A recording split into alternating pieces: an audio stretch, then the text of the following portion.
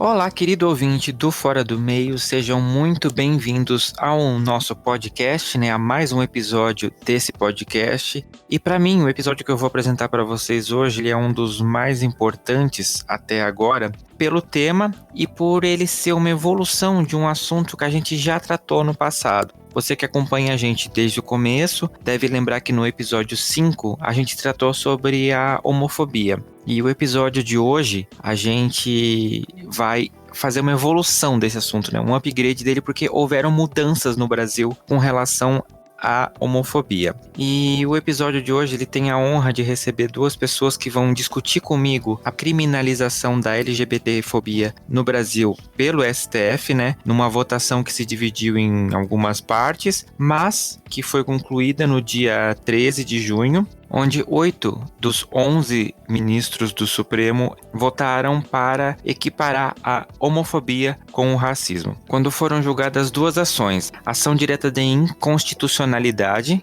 que é conhecida como a do 26, que foi enviada em 2013 pelo Partido Popular Socialista, e um mandato de injunção, que é a AMI 4733, que foi protocolada em 2002 pela Associação Brasileira de Gays, Lésbicas e Transgêneros, a ABGLT. Então essa votação foi concluída com 8 votos a favor, apenas 3 ministros não votaram a favor e a grande maioria deles alegou que essa competência seria do Congresso e do Senado criarem leis para garantir a segurança dos LGBTs e não do STF. Mas, como a gente acompanha a política brasileira, o Congresso e o Senado, eles estão deixando o assunto meio de lado. Por que será? E o STF teve essa atitude que eu particularmente considero corajosa de fazer alguma coisa por essa classe, pela nossa classe, cujo sofrimento foi intensificado um pouquinho desde outubro do ano passado, como é notório.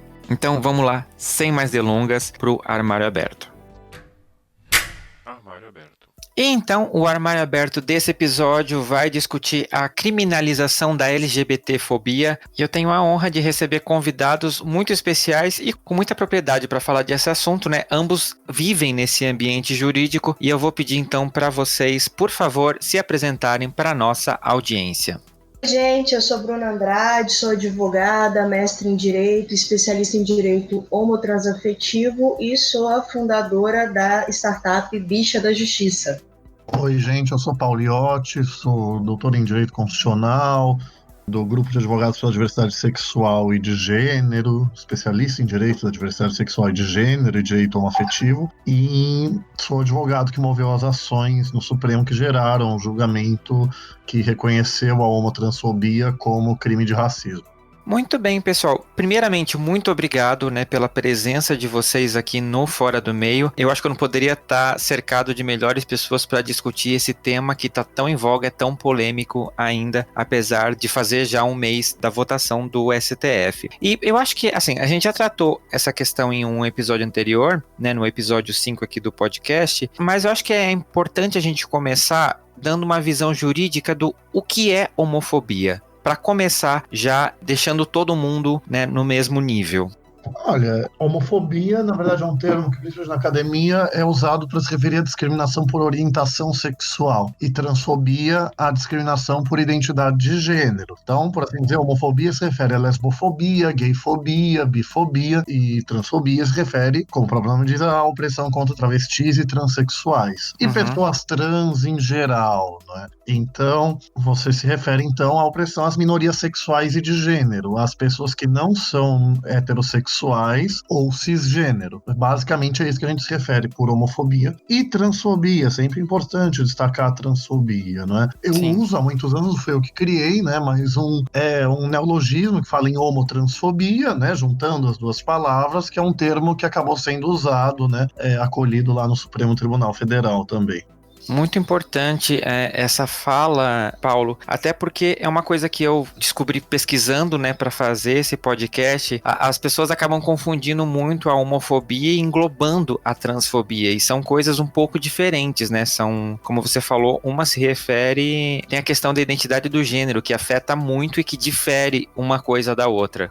Né? Aí a Bruna pode falar, claro, mas assim, você imagina aquela pessoa que não tem preconceito, que não discrimina pessoas homossexuais ou bissexuais, mas discrimina pessoas trans, que é muito comum. Uhum. Então, quer dizer, muitas vezes você tem a pessoa trans sofrendo transfobia, porque a pessoa, sabe, a gente tem um inconsciente coletivo onde as pessoas acham que, aspas, é tudo viado, fecha aspas. Eu perguntei para um amigo meu mais velho, né, como que eles chamavam a mulher transexual nos anos 70, eles falavam que era, aspas, bicha operada, fecha aspas. Então, e desgraçadamente esse ainda é o senso comum. Uhum. Mas você tem muitas pessoas que entendem que gays, lésbicas, bissexuais têm uma identidade sexual específica, enquanto pessoas trans têm uma identidade de gênero diferente, que são questões diferentes, mas aceitam uns e não outros. E seja como for, a homofobia e transfobia têm as suas especificidades. Sim, é o lugar de fala de cada um, a gente não pode, de forma alguma, né, priorizar a luta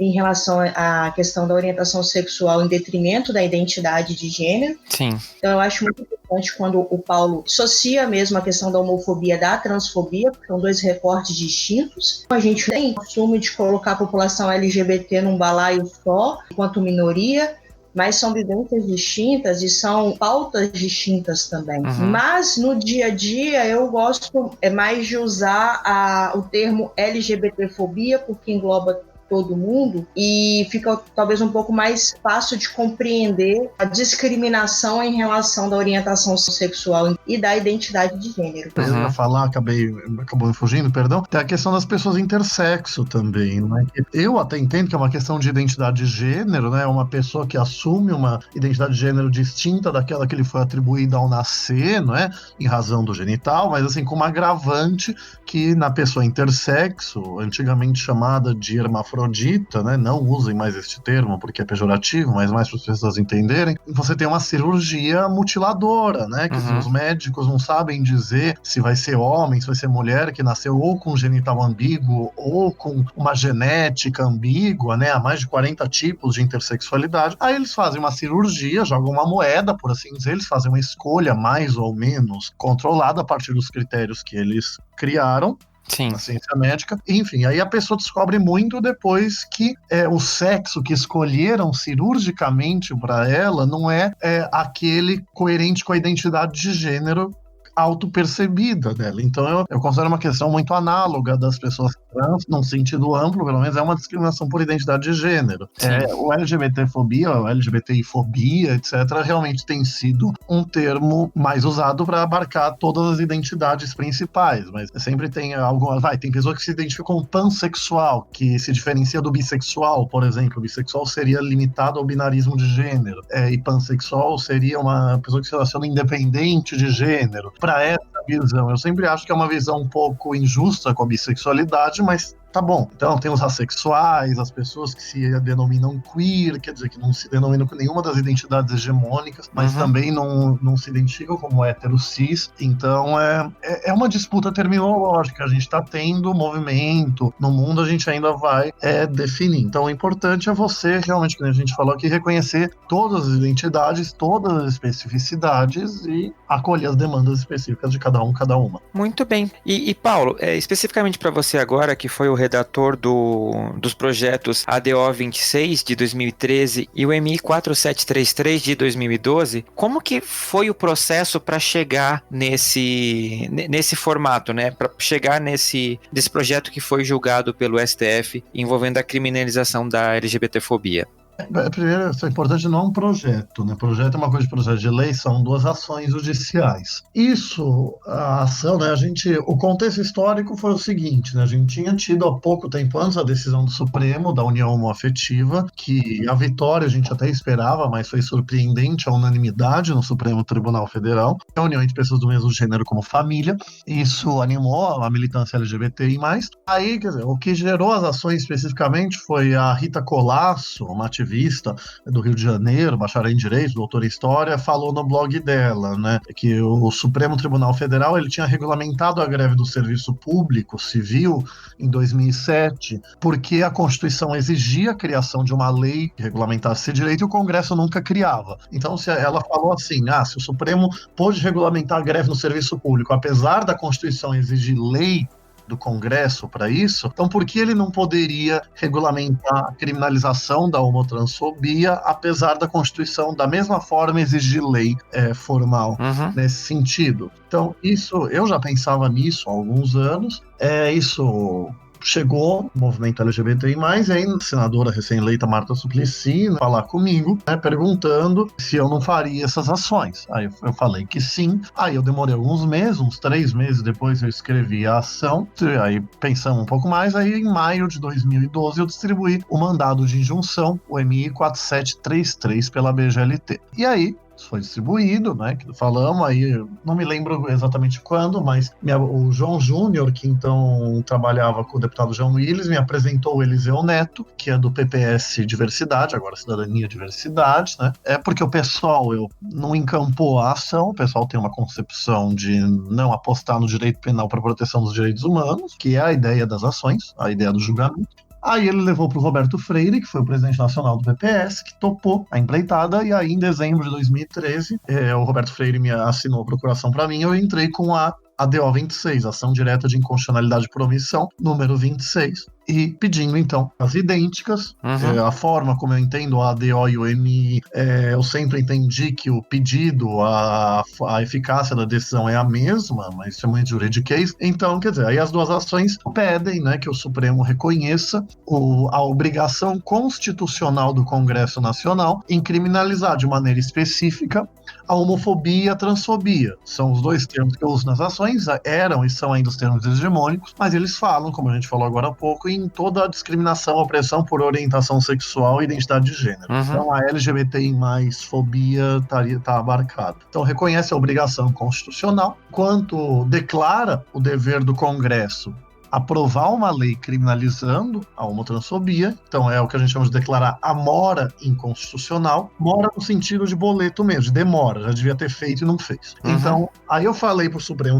fixar um prazo pro Congresso aprovar uma lei, porque ele fazia isso na época. Falei, mas se ele achasse que não precisava estabelecer prazo, que ele já resolvesse o problema provisoriamente até o Congresso criar a lei. Como? Mandando aplicar uma lei antirracismo até que venha uma lei específica, por a gente defender que a homofobia e a transfobia são espécies de racismo. Eu não falo que elas são análogas ao racismo, eu falo que o racismo é um gênero do qual a homotransfobia, a negrofobia, a xenofobia, etc., são espécies. Aplica a lei de racismo por conta disso, até que o Congresso crie uma lei específica. As ações até pedem para o Supremo legislar, criar uma lei, mas isso é minha tese de doutorado, quer dizer, a Constituição manda legislar, o Congresso não legisla, o Supremo cria a norma válida no país inteiro a prevalecer até que o Congresso crie uma lei. Você tem juristas de muito peso já defendendo isso fora da área penal, para garantir de como a greve, mas na área penal, de maneira incoerente, a meu ver, eles não aplicam. O Supremo rejeitou esse pedido, mas isso é importante dizer, o Supremo não legislou. A homotransfobia significa interpretar a Constituição e a lei falam em raça e cor em palavras diferentes. Tem um crime que fala praticar, induzir ou incitar o preconceito ou a discriminação por raça, cor, etnia, religião ou procedência nacional. Então o crime de discriminação por raça, no sentido político e social de raça e racismo,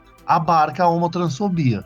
É essa a tese das ações. Tem outra pergunta que a gente vai ver, né, sobre homotransfobia e racismo, aí a gente pode falar lá, acho que é bom a Bruna falar agora também, né, que eu tô falando demais, mas é essa mais ou menos a ideia das duas ações.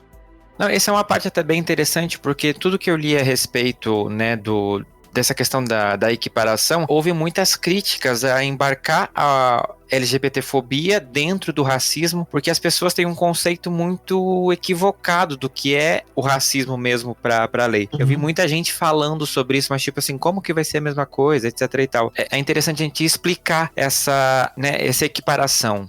Bom, então assim, já concluindo, para falar disso também, o Supremo, em 2003, num julgado muito famoso, ele falou que o antissemitismo, a discriminação contra judeus, é espécie de racismo. Embora a discriminação por religião já tivesse na lei, se fosse um crime de discriminação não racista, ele estava prescrito, ou seja, não podia mais julgar, não podia punir. Essa foi a tese da ação do habeas corpus que chegou no Supremo. Mas o Supremo rejeitou isso. Ele falou que o antissemitismo é discriminação por raça. Por quê? Em 2001, se não me engano, acabou-se de vez com a crença de que a humanidade seria formada por raças biologicamente distintas entre si, como muitos acreditavam. Então, para o racismo não virar crime impossível, que é uma categoria do direito penal, mas enfim, seria impossível você punir alguém por racismo pela unicidade biológica da raça humana, o Supremo adotou um conceito político e social de raça e racismo, referendado por farta literatura de direitos humanos desse julgamento, o HC, o Habeas Corpus 82424. Ele falou, então, racismo é a inferiorização de um grupo social relativamente a outro. Se racismo é a inferiorização de um grupo social relativamente a outro, então a homofobia e a transfobia são espécies de racismo. Sim. Esse conceito político e social. Se você olhar em Menta, que é o resumo do julgamento, fala, você adota uma concepção histórica, sociológica dos conceitos de raça e racismo. E nas minhas últimas petições ao Supremo, meu esforço tem sido o de mostrar que a literatura negra antirracismo referenda essa compreensão de que o racismo é um conceito político e social, eminentemente, não biológico. Não falam da homotransfobia, então, quer dizer, isso é uma ilação minha, mas eu sempre falo, né? Não entendo o racismo ser um conceito político, social e não biológico, mas está necessariamente vinculado à cor de pele ou à biologia em geral. Então, mesclando alguns autores no Brasil, não só brasileiros, o que eles falam? Raça é um dispositivo de poder. Lembra? Foucault manda lembranças também. Raça é um dispositivo de poder político-social que cria ideologicamente um grupo como dominante e outro como dominado. Aí você naturaliza o grupo dominante. Você fala que ele é o natural, o de bem, o modelo de pessoa ideal. E você fala que o grupo dominado seria o antinatural, o anti-ideológico, perigoso, uma pessoa degenerada. Você teve teoria da degeneração racial para atacar a população negra, você teve teoria da degeneração sexual também para atacar a população LGBT. Então veja que em todos esses elementos de racismo, à luz da literatura especializada, a homotransfobia se enquadra. E não por analogia.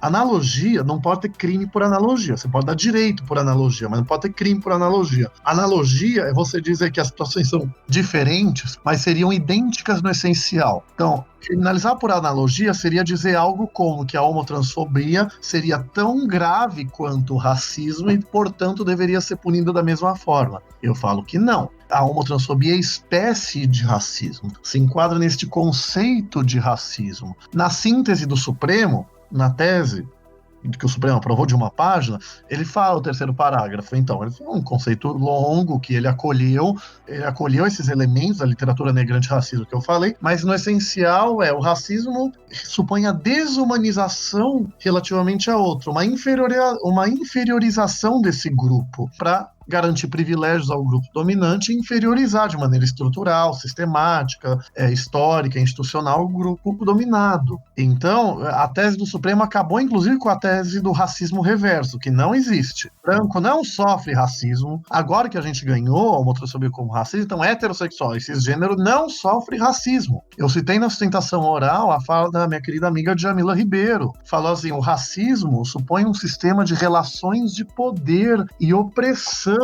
de grupo dominante para grupo dominado. Então, um branco que eventualmente seja ofendido, discriminado, você pode até entender no máximo que ele sofreu uma injúria, mas nunca uma injúria racial, nunca racismo. Mesma coisa o hétero, o cis. Então, se o Supremo interpretou o crime de racismo, lembrando sempre, raça e cor estão em palavras diferentes na lei. O direito, na hermenêutica, tem uma máxima que diz, a lei não tem palavras inúteis. Se não há palavras inúteis, então raça não pode significar apenas cor. Então, o Supremo ele interpretou raça e racismo no sentido político-social de forma a abarcar a homotransfobia. As pessoas têm todo o direito de discordar. Então elas têm que me dizer o que é racismo, já que ele é um conceito político-social. Mas você discordar que a homofobia e a transfobia são crimes de racismo não te dá o direito de falar que o Supremo legislou. As pessoas têm que aprender a ler o que elas criticam. Ninguém lê. Ninguém quer ler o que se critica nesse país, isso é um absurdo. Corretíssimo, né? Corretíssimo no ponto de vista, muito bem falado pelo Paulo, o que permite que a gente conceba a homotransfobia como racismo, que é esse conceito abrangente, que é um conceito político, social, que não se limita à questão, né, da cor propriamente dita, é uma decisão que aconteceu lá atrás, né, pelo próprio Supremo Tribunal Federal. Então, interpretar hoje a homotransfobia ou a LGBTI-fobia como espécie de racismo é possível não por essa decisão que aconteceu há um mês e meio atrás, mas sim por toda a construção que a Corte, né, que o STF tem feito nos últimos anos sobre o que seria racismo. E eu acho muito interessante, porque na decisão anterior, discutindo um grupo que é considerado uma minoria, mas ainda assim com poder econômico muito grande, que é o caso, né, da questão antissemita, que é o caso dos judeus, não se teve essa discussão ou essa repercussão social que a equiparação da LGBTI-fobia teve a partir da última decisão, né? Isso demonstra que a gente ainda está muito distante de conceber as minorias ou da proteção das minorias da forma adequada, né? Quando a gente coloca muito bem sobre a necessidade de se ter do Estado por firme sobre a criminalização da LGBTfobia ou sobre a equiparação da LGBTfobia ao crime de racismo, é importante pontuar que o que se está pretendendo, né, é a proteção eficiente dos direitos fundamentais desse grupo vulnerável, sob o ponto de vista histórico, sob o ponto de vista, né, político. E não adianta nós pensarmos na proteção de outros grupos também que estão na mesma situação, como é o caso do negro, das mulheres, e nós não protegermos as minorias de um modo geral, né? Então, assim, tentando tornar um pouco mais simples essa construção do julgamento, hoje o Brasil, infelizmente, ele ocupa uma posição extremamente ruim no cenário nacional, que é a violência contra as pessoas LGBTI+, principalmente sendo um dos países que mais mata e violenta pessoas dessa população. E, da mesma forma, mulher, negro, etc. Coloca os três principais grupos, mas estenda-se aí aos demais, né, às demais minorias. Uhum. E, equiparativamente, a violência contra a mulher, em termos de estatísticas, tá? Ela é considerada, inclusive, menor do que a violência gerada contra a população LGBTI+. Então, não me parece coerente que um Estado proponha a ser democrático e um Estado que seja um Estado de direito, né, que tenha como ponto central a própria proteção dos direitos fundamentais, que ele crie todo um mecanismo de proteção das mulheres, e o faz porque é obrigado a fazer isso, e não tem a mesma preocupação em relação à população LGBTI+. Sim. Comparativamente, nós somos todas minorias, né? Como muito bem lembrado pelo Paulo. Mas por que, então, se protege de forma um pouco mais eficaz uma minoria em detrimento dos outros? Então, por isso, eu acredito que essa decisão que equiparou a LGBTfobia ao racismo, ela é um divisor de águas para compreender um pouco mais no imaginário social que essa proteção precisa acontecer em relação a todas as minorias. E ela veio num momento político muito, muito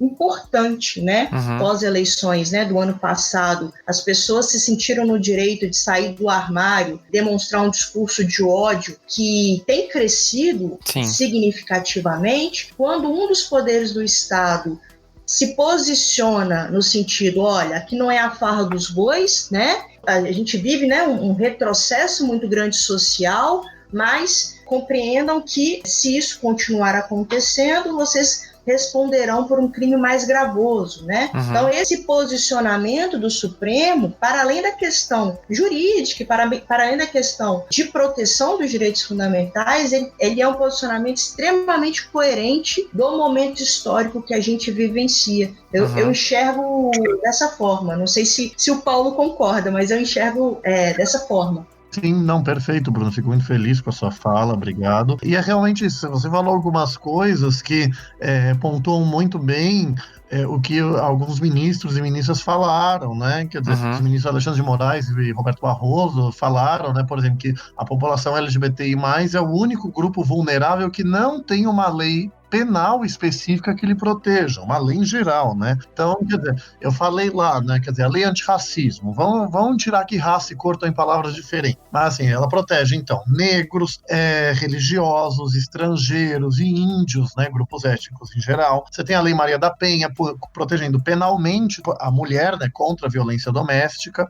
Você tem crimes contra pessoas vivendo com HIV/AIDS, você tem crimes contra crianças, adolescentes, idosos, torcedores, consumidores nos estatutos respectivos, porque só na hora da LGBTI-fobia a gente não vai usar o direito penal como mecanismo de proteção dos direitos humanos. A fundamentação filosófica do direito penal é essa: você criminaliza uma conduta para quê? Para proteger o determinado grupo e não vai só por si acabar com essa opressão. Mas esse é o erro da direita. Mas erram parte das esquerdas progressistas quando acham que a criminalização não serve para nada.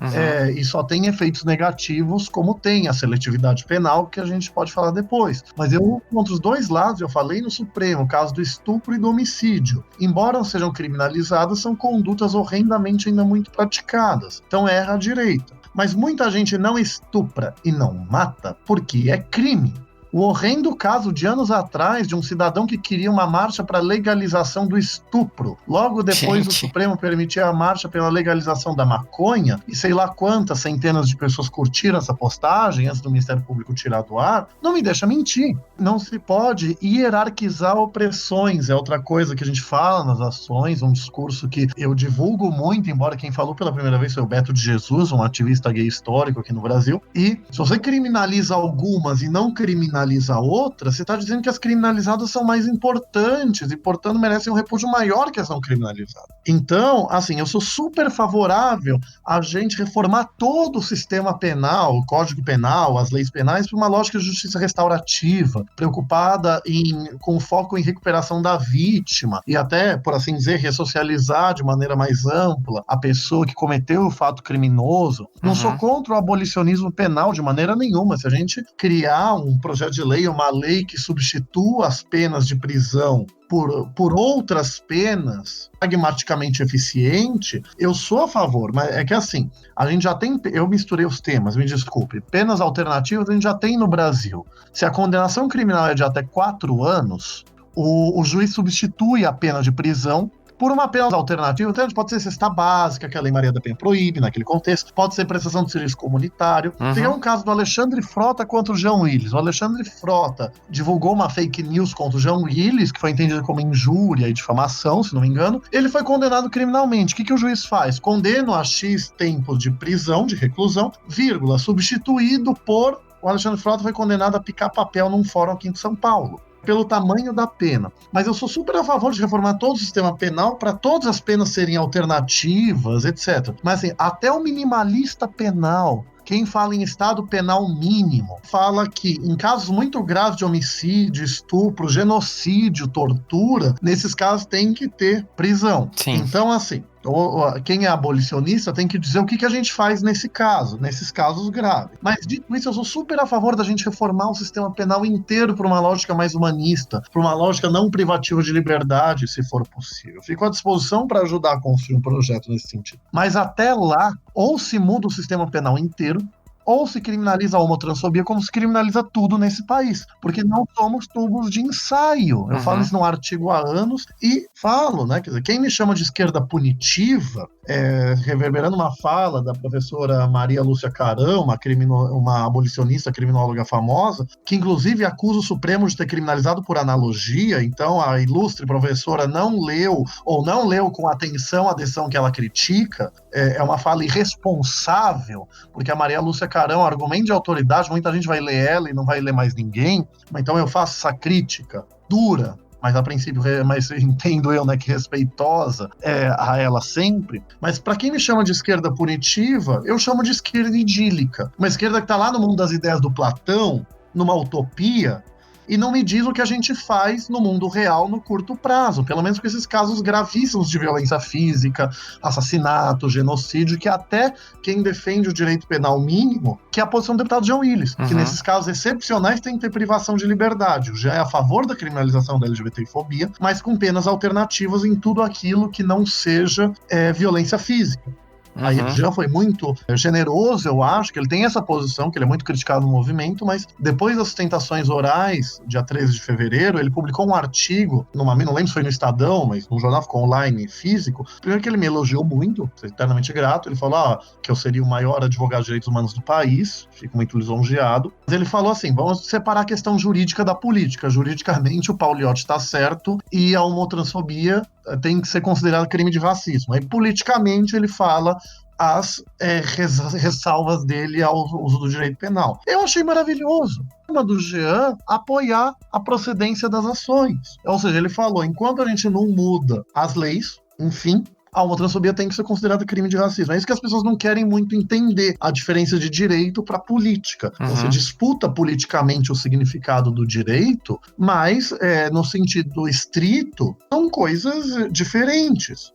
Senão, vai ter que entender que o juiz decide como ele quiser, conforme a cabeça dele. Não, ele tem que estar vinculado à lei. Claro que o juiz não é um autômato, juristas diferentes podem ter interpretações diferentes, mas as pessoas têm que saber diferenciar, no sentido estrito, direito e política. Então eu acho que assim, a criminalização, como a Bruna falou, ela vem num momento político muito importante, porque assim, discriminar alguém em discurso de ódio não é crime no Código Penal, é crime só na lei antirracismo. Você expulsar um casal gay de um bar, não atender uma pessoa trans, etc., isso não é crime no Código Penal. E o crime de injúria supõe você ofender uma pessoa individualizada. Você falar seu gay pedófilo, até já era crime de injúria. Agora você falar gays pedófilos, que é um preconceito muito difundido contra a comunidade gay, contra a comunidade LGBT em geral, não seria crime, porque você está ofendendo uma coletividade de pessoas. São crimes só na lei antirracismo no praticar, induzir ou incitar o preconceito ou a discriminação. Mas então, quer dizer, tudo isso para falar que muito do que a Bruna falou de maneira muito mais clara, talvez sem tanto juridiquês do que eu, foi tudo reverberado de maior ou menor forma no julgamento do Supremo, que eu fico muito feliz com esse diálogo. Muito bem. E Bruna, especificamente para você que atende pessoas LGBTs através do Bicha da Justiça, como que você enxergou esse movimento? O que alterou para você na sua forma de trabalho, no antes e depois da aprovação do STF sobre a questão da criminalização? O que impactou assim no seu dia a dia, que você sente mais? Deixa eu fazer uma prévia, assim, que vai permitir com que eu possa concluir. A gente no Brasil, a gente tem uma característica muito grande da nossa justiça. Ela é absorvida pelo imaginário social, pelas pessoas de um modo geral. A nossa construção do direito, ela se dá através do que a gente chama, né, dentro do direito de civil law, que é uma construção a partir de leis. As pessoas, de um modo geral, elas precisam de uma lei para chamar de sua, para poder compreender o caráter normativo por trás daquela proibição, daquela permissão. Sim. No imaginário da população que está ali buscando seus direitos e buscando compreender um pouco mais dos direitos LGBTI+.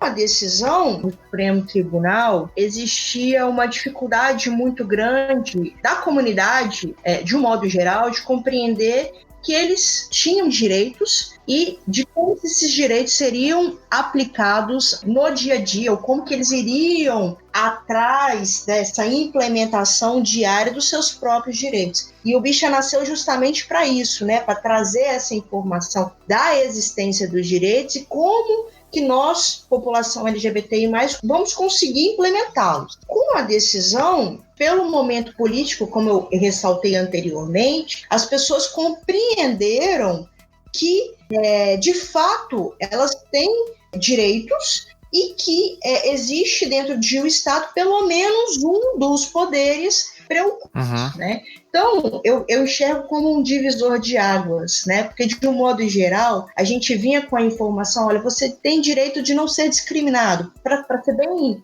simplista, você tem direito de não ser discriminado. E a primeira pergunta que me faziam lá no começo do Bicha da Justiça é, mas onde está escrito isso, né? Para eu mostrar lá na minha faculdade, quando me negam o meu direito ao meu próprio nome, onde está escrito isso para eu levar lá no meu trabalho, para acabar com as piadinhas. E aí, realmente, me pediam muito essa questão da informação, onde está escrito para eu imprimir e levar lá para a pessoa. E, de um modo geral, não estava escrito, ou melhor, precisava de uma interpretação, uma construção jurídica mais elaborada. Quando o Supremo decide, a população, isso me comoveu muito, porque a própria população começou a acompanhar o julgamento, e a internet propiciou isso, né? Vários colegas comentando, os grupos do WhatsApp, no Instagram, a popularização do julgamento permitiu com que a própria comunidade enxergasse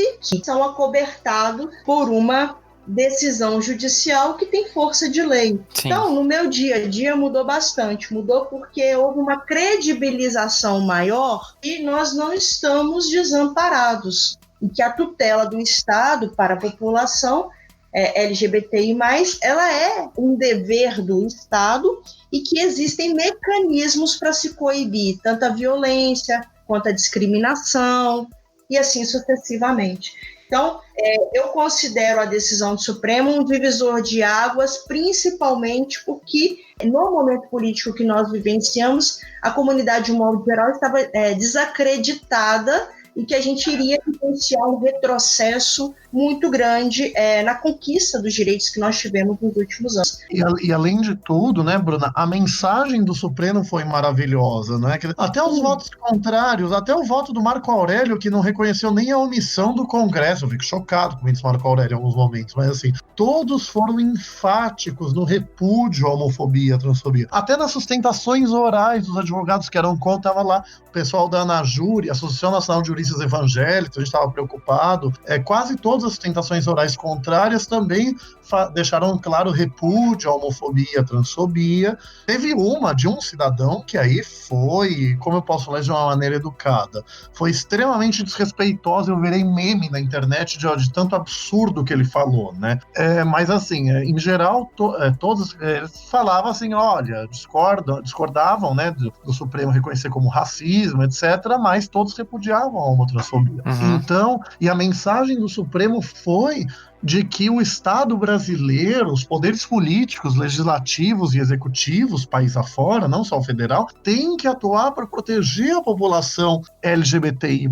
Então, o julgamento tem esse dado enfático, né? Quer dizer, a gente que é das esquerdas, eu sou sempre esquerda, das esquerdas progressistas, o pessoal fica sempre com o pé atrás com o Supremo, que está muito ruim, né, para direitos trabalhistas, sociais em geral, na parte penal. Eu tenho um artigo desde 2016 que eu falo justificando, né? STF, um tribunal amigo apenas, entre aspas, ou apenas, de liberdades individuais de autonomia privada, quer dizer, de direitos ditos identitários, né? Quer dizer, o Supremo ele tem sido maravilhoso para proteger minorias e grupos vulneráveis. Adesão da união afetiva, como família, constitucionalidade da Lei Maria da Penha, das cotas raciais e sociais em faculdades, depois em concurso público, o aborto de fetos anencéfalos, o aborto em geral, embora agora só em uma das turmas, né? O Supremo derruba até hoje discriminação de pessoa com tatuagem em concurso público. Ainda tem edital que proíbe pessoa com tatuagem de se inscrever. Então, a decisão do Supremo que falou que a Lei Maria da Penha, para ação penal não precisa de representação, que é a vítima, por assim dizer, ir uma segunda vez na delegacia isso é uma forma, assim, de tornar a proteção penal da Lei Maria da Penha mais fácil de ser obtida. Então, é um tribunal muito progressista nos costumes e para proteção de minorias e grupos vulneráveis em geral. Então, o Supremo ele se confirma como um porto seguro da população LGBTI+, claro, e da proteção de minorias e grupos vulneráveis contra a discriminação, ainda que num contexto neoliberal. Acho que isso a gente não tem como falar hoje, fica para outro dia, mas é uma mensagem muito positiva do Supremo Tribunal Federal, numa categoria do direito que eu gosto, né, que é de um autor famoso, do Orkin, de igual respeito e consideração. Pessoas LGBTI+, devem ser tratadas com igual respeito e igual consideração relativamente a pessoas heterossexuais cisgêneras, com igual dignidade. Falou a Suprema Corte dos Estados Unidos em 2015, quando ela reconheceu o casamento civil homoafetivo como um direito. Então, realmente, a decisão é maravilhosa e dá muita esperança.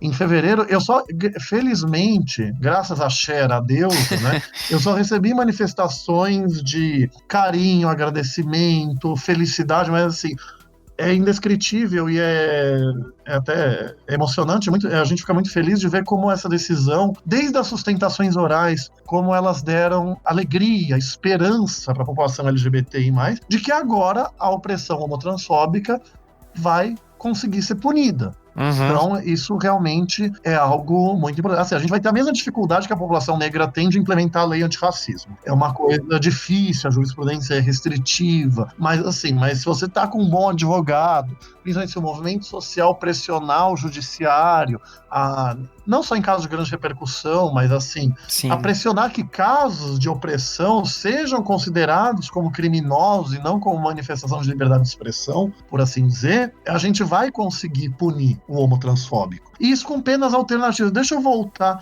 na questão penal, né? Quer dizer, ninguém vai encarcerar ninguém com essa lei. Como assim? A lei antirracista tem penas de 1 a 3 anos. Em geral, quando agrava a pena, por alguns motivos, ela vira de 2 a 5. Como eu já falei, quando a pena é até 4, o Código Penal diz que o juiz vai substituir por pena alternativa, exceto se ele fundamentar a extrema gravidade do caso a demandar a prisão, a reclusão, o que é raro. Então, penas de 1 a 5 anos, até 4, 80% numa proporção fria. Mas a esmagadora maioria, acho que mais de 90% das condenações vão virar penas alternativas. A criminalização da homotransfobia não vai aumentar o encarceramento da população em geral. E aí, dialogando com abolicionistas sobre a seletividade do Estado penal, que pune de maneira mais dura minorias e grupos vulneráveis, principalmente a população negra e pobre, não vai ser a criminalização da LGBTfobia, como racismo, que vai aumentar o encarceramento da população negra e pobre. Até porque as criminalizações responsáveis pelo genocídio e opressão da população negra e pobre são as leis de crimes de drogas, crime contra o patrimônio, então furto, roubo, etc., posse de drogas, que no caso de drogas, quando é um branco que está com alguns gramas de maconha, é usuário. Quando é um negro que está com o mesmo número de gramas de maconha, ele é considerado traficante. Então, quer dizer, essa crítica, a meu ver, que é válida da seletividade do Estado penal, ela erra o alvo. Não vai ser a criminalização da homotransfobia como racismo, não vai ser uma lei antidiscriminatória que vai aumentar a opressão da população negra e pobre. O que a gente faz no curto prazo? No longo prazo, a gente no movimento LGBTI+, o movimento nunca saiu do Congresso Nacional. Eu fico espantado, as pessoas acham que a gente vai pro judiciário e nunca teve no Congresso, não. Desde 88, na Constituinte, para pegar esse marco, a gente está nos poderes políticos. E desde sempre o movimento tenta fazer uma educação inclusiva. As escolas educarem crianças e adolescentes que existem pessoas LGBTI+, que a criança LGBTI existe, é o mote das Mães pela Diversidade. Você tem que reconhecer, a gente defende que a escola reconheça que existem crianças LGBTI+, ou pessoas em geral, e que tem que respeitar, ou no mínimo tolerar. Eu tenho uma ação no Supremo nesse sentido pelo pessoal, a DIN 5668, para que o Plano Nacional de Educação seja interpretado como exigindo que as escolas previnam e reprimam as discriminações por gênero, identidade de gênero e orientação sexual, o bullying machista, transfóbico e homofóbico, respectivamente. Então, quer dizer, o abolicionista ele tem que me dizer o que a gente faz no curto prazo. A gente, do movimento, que apoia a criminalização, fala que a criminalização é medida de curto prazo e educação de longo. Aí eu brinco também que eu tenho uma utopia também que eu acho que é menos utópica que a do abolicionista. O abolicionista quer acabar com o Estado penal sem me dizer muito o que a gente faz no lugar. Tá bom? Eu acho que a gente pode ter um direito penal sem seletividade ou com menos seletividade. Faz os movimentos sociais começarem a pressionar o judiciário quando tiver um caso, pelo menos de grande repercussão, ou casos em geral, de racismo negrofóbico, agora de racismo homotransfóbico. Então, quer dizer, porque você tem muitos casos claríssimos de racismo contra negros que não foram punidos. O Moreira, no livro Racismo Recreativo, que eu recomendo muito, explica muito isso, sabe? Num caixa de supermercado, uma mulher negra estava lá, uma mulher branca que nunca viu ela na vida falou: você está levando banana para os seus macaquinhos? E o judiciário falou que isso não era racismo, isso é um absurdo. Racismo gritante. Mas começa o movimento social a pressionar. A decisão judicial foi racista. O ilustre juízo proferiu uma decisão racista. A dica que eu dou não diz que o juiz é racista, que você está dizendo que ele, por natureza, não. Fale que ele fez uma atitude racista. Começa a fazer isso, a pressionar, a constranger, para ver se no médio e no longo prazo não melhora. Vai ter que ter uma luta. Assim, então, eu acho que você não pode culpar a criminalização da LGBTI-fobia, porque não vai aumentar o encarceramento da população negra e pobre pelo Estado penal. São leis diferentes que fazem isso, a lei de drogas e crime contra o patrimônio, que prejudica a população negra e pobre, não uma lei antidiscriminatória. E uma lei antidiscriminatória, pelo menos com muita pressão, tanto do advogado, a vítima vai ter que ter um advogado, claro.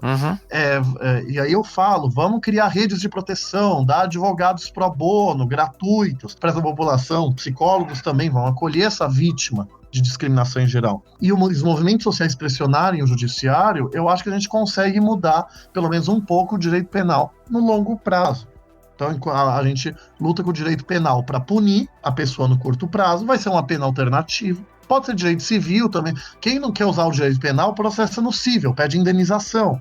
Os poucos estados e municípios que têm leis antidiscriminatórias, como São Paulo, a Lei 10.948 de 2001, Minas também tem uma que eu não lembro o número, a Bruna vai saber, mas que pune só a empresa, a pessoa jurídica, use essas leis, que aí você não tem realmente o risco de encarcerar. Mas no curto prazo a gente pune, no longo prazo a gente educa. Essa é a lógica do movimento LGBTI+, desde sempre. Isso é importante ser ressaltado. Não, com certeza. Inclusive, na pesquisa que eu fiz para poder gravar esse podcast, eu descobri que, apesar de não existir uma lei nacional, né, até então, o Brasil contava com leis em 14 estados que protegia contra a discriminação. Então, isso é uma informação que às vezes a gente não tinha conhecimento, né, que em alguns lugares isso já existia uma lei e às vezes por desconhecimento você não se sente protegido, então você aceita muita coisa e você, com essa conversa toda que teve no Supremo, a gente agora tem esse conhecimento geral de que a gente tem uma lei que nos protege. A gente tem algo que nos protege. Sabe esse número? Eu lembro o site da BGLT, faz uns anos que eu não olho, tinha uma relação de vários estados e municípios que tinham algo. Eu não saberia dizer o número exato.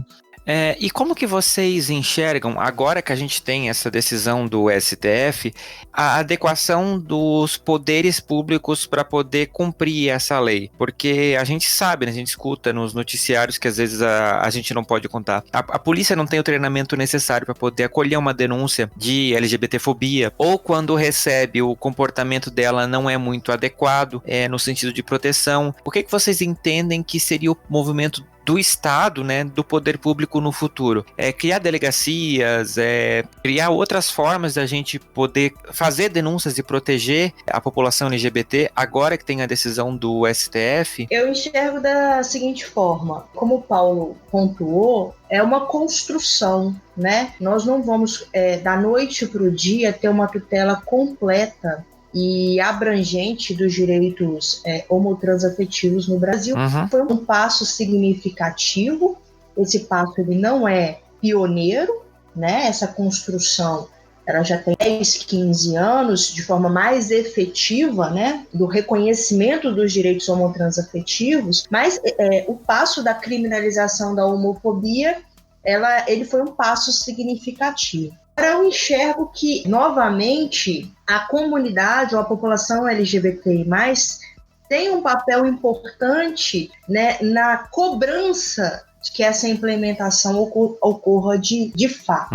O Estado, e aí eu entendo todos os poderes do Estado e a sociedade civil, estão obrigados a respeitar os direitos fundamentais das pessoas LGBTI+, e a não descriminalizar a população, a sociedade civil, né, as pessoas sendo penalizadas sob o ponto de vista criminal, cada vez mais penalizadas sob o ponto de vista civil, né, com o dever da indenização. Mas para que isso aconteça, eu sempre reforço que nós da comunidade temos um papel importante de bater na porta do judiciário, de bater na delegacia e cobrar e relatar o que está acontecendo.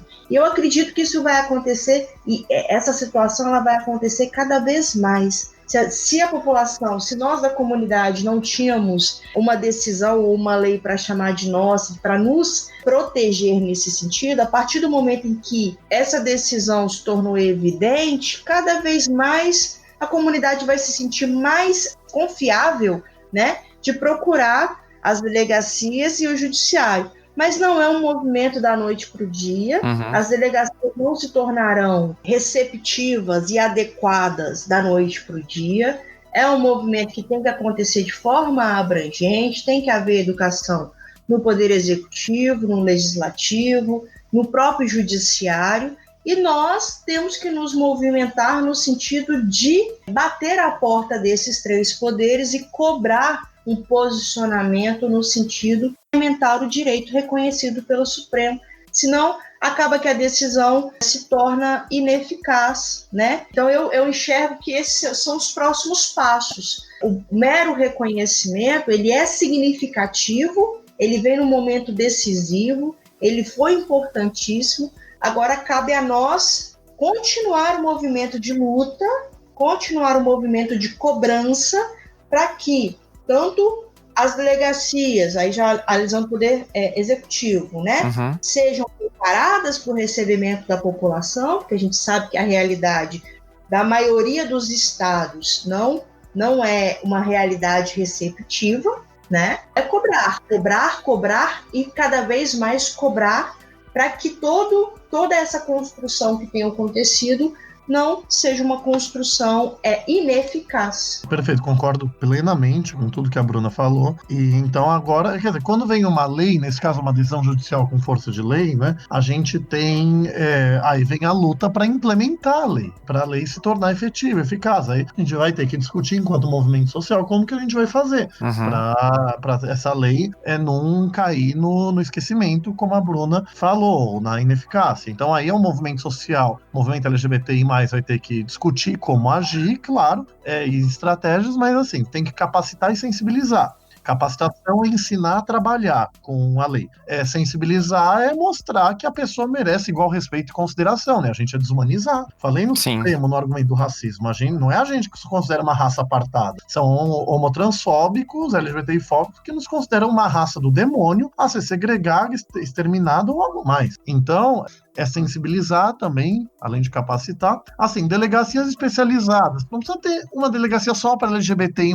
Em São Paulo, em outros estados, tem a DECRAD, Delegacia de Crimes Raciais e Delitos de Intolerância. Então, desde antes de se considerar a LGBTI-fobia como racismo, a DECRAD atendia a população, os crimes contra pessoas LGBTI, como delitos de intolerância em geral. Então, não dá para ter uma delegacia para cada minoria. Talvez até fosse o ideal. Mas você tem que capacitar também, sensibilizar todas as delegacias, porque, curiosamente, eu não atuo tanto na área penal, né? Não sou advogado criminalista, embora eu entenda de teoria do crime, teoria constitucional do crime, obviamente. Mas, assim, na prática tem uma dificuldade aqui em São Paulo. Você vai numa delegacia, eles querem mandar tudo para a DECRAD, ou tudo para a delegacia da mulher, quando é contra a mulher, sabe? Então, isso é uma coisa que o Estado tem que regulamentar para todas serem capazes de trabalhar. Ainda que com a DECRAD, com a delegacia especializada servindo assim de apoio, sabe? Dando subsídios teóricos, práticos, tirando dúvidas, etc. Você tem um problema sério, principalmente com a população de travestis, de policiais extremamente transfóbicos. Tem relatos disso. Então, você vai ter que capacitar, sensibilizar. Claro, você tem que denunciar não só na ouvidoria da polícia, denunciar criminalmente, civilmente. Aí a importância da gente reforçar as defensorias públicas no estado de São Paulo para poder acolher essa população. Mas a defensoria pública em São Paulo, o maior estado da federação, tem 600 defensores para o estado inteiro. Então, quer dizer, não tem braço para tudo. Então, a defensoria não representa o acusado em processo penal. não representa a vítima, por exemplo. Então, mas faz ação civil, faz ação da lei estadual antidiscriminatória, pelo menos te dá um subsídio já geral. Uhum. Então, é a grande luta realmente. Agora, é como vamos implementar a lei, porque, imagina principalmente a população LGBT mais negra e pobre, né? Quer dizer, socialmente muito oprimida. Você não conhece um advogado criminalista é caro, é muito caro. Não estou nem falando que tá errado, mas é um fato, é mais caro que os advogados em geral. Então, quer dizer, essa pessoa vai para a delegacia, aí vai ter resistência, não é? Quer dizer, então, é uma coisa que a gente vai ter que realmente pensar, e vai ter que ser no âmbito estadual, porque, assim, crime no Brasil, ao contrário dos Estados Unidos, é só por lei federal. Então, só decisão do Supremo, nesse caso, né, por assim dizer. Decisão do Supremo interpretando uma lei federal, para me fazer claro. Para não falarem que estou falando que o Supremo pode criar crimes, e que todo mundo fala isso sem ler, é ótimo. E, pior que eu até falo, né, mas assim, desde que para cumprir uma ordem constitucional expressa, aí voltando desabafos, desculpa, o pessoal vai, agora que o Supremo falou que a homotransfobia é crime, ele vai poder criminalizar todos os movimentos sociais. Pelo amor de Deus! As pessoas, é o que eu falei, mas as pessoas não leem o que elas criticam. É o argumento do espantalho. A pessoa inventa um monstro que não existe e combate esse monstro a pretexto de combater outra coisa. Pelo amor de Deus. Eu peço desculpas, a paciência não é uma das minhas grandes virtudes, sabe? Mas eu acho que as pessoas podiam colaborar um pouquinho, né? Vamos estudar uma página. As pessoas querem opinar sobre tudo sem ler uma página sobre nada, sabe? Mas enfim, desabafos à parte, me perdoem. Mas assim, agora, realmente, a gente vai ter que capacitar e sensibilizar delegacias, criar delegacia especializada nos estados que não existem. Mas assim, mas eu estava falando que assim, crime tem que ser por lei federal, mas a polícia, tirando a polícia federal, que é para caso específico, a polícia é estadual. Então você tem que ir, na terminologia de São Paulo, na Secretaria de Segurança Pública, no secretário de Segurança Pública de cada estado, ou secretária, conforme o nome que se tenha, para implementar. Por exemplo, o Alexandre de Moraes, pouco antes de ser ministro do Supremo, ele era secretário de Segurança Pública em São Paulo, foi ele que mandou colocar a motivação no boletim de ocorrência, um campo, para dizer que a motivação foi por orientação sexual e identidade de gênero no boletim de ocorrência. Cada estado tem que fazer isso. Então a gente tem que dialogar com cada estado. Se não sair, a gente processa. Mas assim, é problemático só o judiciário resolver os nossos problemas. Eu sou o primeiro a falar que o judiciário faz parte da democracia. Democracia não é só a ditadura da maioria, que é uma crítica que a gente fala. Foi uma decisão judicial, tinha que ser via Congresso. Não. O ministro Barroso, desde antes de ser ministro, tem uma frase maravilhosa, que fala, não é porque você tem 8 católicos e 2 muçulmanos numa sala, que o primeiro grupo pode deliberar jogar o segundo pela janela. Democracia, a maioria manda, desde respeitar os direitos básicos da minoria. Direitos esses afirmados na Constituição e tratados de direitos humanos, para simplificar. Sim. Então, a decisão do Supremo é democrática, porque faz valer a Constituição. Mas, assim, dito isso, é um problema a democracia ser implementada só pelo judiciário. Então, antes de processarmos, vamos tentar dialogar com os poderes políticos, dialogar com governadores, presidentes, dialogar com o Dória em São Paulo, Bolsonaro, tá bom, é mais difícil. Mas assim, mas eu acho que vamos assim, eu sou um cético do bem, o cético duvida de tudo, eu não duvido. Nesse caso até sou um cético tradicional, tá bom, mas vamos falar com eles, vamos ver o que eles respondem. Se negarem ou ficarem sem responder, o que é muito comum, aí a gente processa. Mas a gente tem que mostrar para o judiciário em geral e para o Supremo que a gente não está abandonando os poderes políticos, a gente tenta resolver extrajudicialmente. Uhum. E não só pelo juridiquês do interesse de agir, quer dizer, você tem que provar que você não consegue resolver extrajudicialmente o problema. Mas não, porque essa má vontade dos poderes políticos, inclusive, dá ao judiciário um fundamento a mais para nos proteger, que é o que a gente chama de função contra-majoritária. Você tem que afirmar os direitos humanos, os direitos fundamentais, mesmo contra a vontade da maioria. Se a minoria é estigmatizada pelos poderes políticos, o judiciário se legitima a atuar para fazer esses direitos fundamentais, esses direitos humanos serem respeitados. Mas, enfim, eu claramente falo demais sempre, eu já me aceitei disso. É isso, é a luta para implementar as leis, simplificando com delegacias especializadas onde não houver, capacitação e sensibilização de delegacias em geral, ajudar na melhoria das defensorias públicas e dos ministérios públicos, para que atuem também. Agora que a homotransfobia é racismo, eu vou ter que emendar em outra coisa, me desculpem. Quem faz a denúncia por racismo é o Ministério Público, é ação penal incondicionada. Aí você tem essa invenção, essa jabuticaba brasileira da injúria racial, que assim, é que quando veio a lei de racismo, só era crime o racismo. Aí os juízes, em decisões racistas, começaram a falar, não, racismo é uma ofensa à coletividade. Você ofender uma pessoa individual por elementos raciais é uma injúria. Então, ou virava injúria simples, que a pena é ridícula, ou falavam que não era crime. Aí, em 97, colocaram na lei a injúria racial, num projeto de lei do Paulo Paim, para atualizar a lei antirracismo. Então, quer dizer, que aí a pena é a mesma pena da lei antirracismo. E o Supremo e o STJ falaram que a injúria racial é imprescritível, não tem prazo para processar, porque ela é forma de racismo. Viu, Bruna? Eles partiram do mesmo conceito de racismo que eu parti nas ações, do caso Elvanger, lá de inferiorização de um grupo social a outro, relativamente a outro, para dizer que a injúria racial é espécie de racismo. Mas, dito isso, está na lei, então, quer dizer, a injúria racial, a própria vítima tem que fazer o boletim de ocorrência, aí tem que uma segunda vez fazer o que a gente chama de representação, aí o Ministério Público assume a ação. Então, quer dizer, a gente tem que capacitar também o Ministério Público para que ele, enfim, promova as ações penais. Se ele não promover, aí a própria vítima pode promover.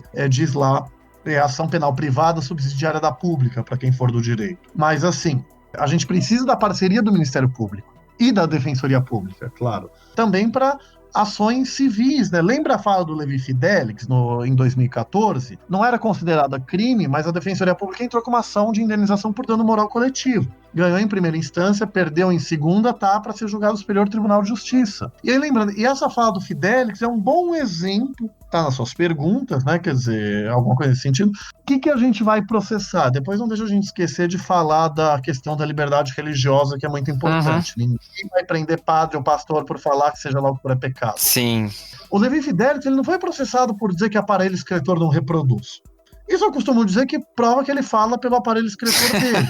Sim. Estapafúrdio se dizer. Lembra, numa pergunta da Luciana Genro sobre criminalização da homotransfobia, o que a gente faz, só propósito, ele falou que a maioria tem que combater essa minoria, não nessa ordem necessariamente, ele falou que a maioria tem que combater essa minoria, que a população LGBTI+, tem uma doença afetiva, Deus sabe o que isso significa, que tem que ser tratado bem longe da gente. Então, veja, ele falou para a maioria combater uma minoria, estigmatizada. Ele patologizou toda a população LGBTI+, e mandou segregar, ser tratado bem longe da gente. O dano moral coletivo é por isso, não pelo aparelho excretor não reproduz. Mas, de novo, as pessoas não querem ler o que elas criticam, que no caso a petição inicial da Defensoria Pública.